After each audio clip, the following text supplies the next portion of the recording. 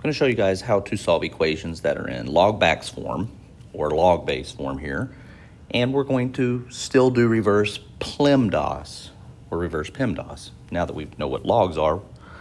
So this is what we want to do. We want to rewrite the equation from log-backs to Bexa. And in order to do that, we have to get log-backs by itself. And we're going to use the reverse PEMDAS to do that. And you can always use the calculator strategy where you can put the left side in F1, the right side in F2, calculate the intersection, and when you do that, whatever the x value is of the coordinate, that would be your answer to the equation. But let's take a look at how to do this here on paper, the paper method. So the goal is to get the equation in log-backs form, and it is. And we are going to convert that to Bexa. So if I label my parts B, A, and X, and we convert that to Bexa, let me rewrite that X here. So the letter B is 2. The letter X is 5, so 2 to the 5th power equals X. And so then we'll need to do a little bit of calculator work here. Let's go. 2 raised to the 5th power is 32, and that's my answer. So x equals 32. So again, the goal is to get the log-backs by itself. That way we can convert it to Bexa and solve for x. Let's take a look at example 2. Now if you look at example 2, the log right here is not by itself. In fact, there's a 3 in front of it, and if there's a 3 in front of the log, that 3 is being multiplied. That's 3 times the log. So we don't have any add and subtract on the left, so we jump up to multiply and divide, get rid of the 3. So we divide by 3, do opposites. Divide by 3. We have log base 5x equals -9 divided by 3 is -3. Now that we have log-backs, let's change color here. Log-backs, we're going to label our parts. We want to convert that to Bexa. So here we go. B is 5. The exponent, or the x part of the Bexa, is -3 equals the a component, which is x.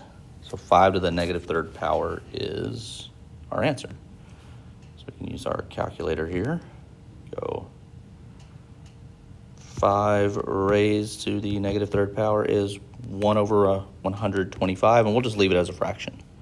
So x equals 1 over 125. If you want to convert that to a decimal, you can. I'm just going to leave it in fraction form. Okay, let's look at our example 3. Clean this up here. So we need to get the log by itself. We need to get log-backs by itself, and we have some numbers here, and we have a number here. So we're going to start at the bottom of PEMDAS. Start at the bottom at add and subtract. Look on the left-hand side and ask yourself, do we have any add and subtract? And we do. We have the +4, the +4. So do opposites. Subtract 4 on both sides. Rewrite what you have left. That's -5. That's -5 times this log component equals 0. We're done with add and subtract. Now this looks like the problem we just did. We're at multiply and divide. We're going to divide by -5. Divide by -5. So log base 5x equals, that's still 0. We have the log by itself. So this is log-backs. And we want to convert that to Bexa. So let's rewrite our problem with our components. So the B component is 5. The X component is 0 equals the A component is X. So 5 to the 0 power. Let's take a look at what that looks like. 5 raised to the 0 power is 1. So my answer is 1. X equals 1. And then this is a special case. Look at this example number 4. If every term in the equation or in the problem has the same log. And what I mean by this guy here has log 16 in front of it, and this set of parentheses has log 16 in front of it. If that happens, you can cross out the logs.